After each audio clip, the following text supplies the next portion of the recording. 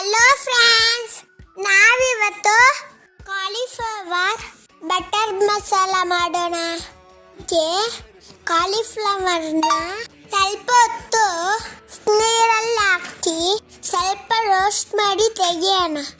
ಈಗ ಒಂದು ಕಡಾಯಿಗೆ ಬಟರ್ ಹಾಕಿ ಮೆಲ್ಟ್ ಆದ್ಮೇಲೆ ಒಂದು ಚಕ್ಕೆ, 4 ಲವಂಗ, ಸಣ್ಣ ಜೀರಿಗೆ, 1 ಸ್ಪೂನ್ ದೊಡ್ಡ ಜೀರಿಗೆ,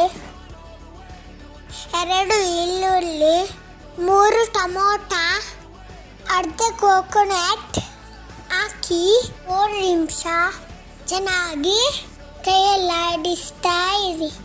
ಈಗ ಫ್ಲೇಮ್ ಆಫ್ ಮಾಡಿ ತಣ್ಣದಾದ್ಮೇಲೆ ಮಿಕ್ಸಿ ಜಾರಿಗೆ ಹಾಕಿ ನೈಸ್ ಪೇಸ್ಟ್ ಮಾಡಿ. ನಿಮಗೆ ನೀರು ಬೇಕಿದ್ರೆ ಹಾಕಬಹುದು, ಇಲ್ಲಾಂದ್ರೆ ಬೇಡ.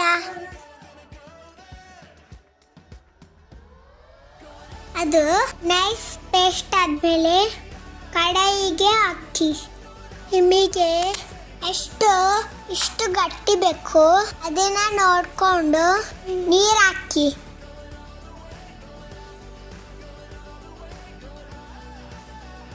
ಆ ಮಸಾಲಾನ ಚೆನ್ನಾಗಿ ಕುದಿಯಕ್ಕೆ ಬಿಡಿ. ಅದರದ್ದು ಹಸಿ ವಾಸನೆ ಎಲ್ಲ ಹೋಗ್ಬೇಕು. ಈಗ ಅದಕ್ಕೆ salt, coriander powder, chilli powder, turmeric powder ಹಾಕಿ ಮಿಕ್ಸ್ ಮಾಡಿ ಚೆನ್ನಾಗಿ ಕುದಿಯಕ್ಕೆ ಬಿಡಿ.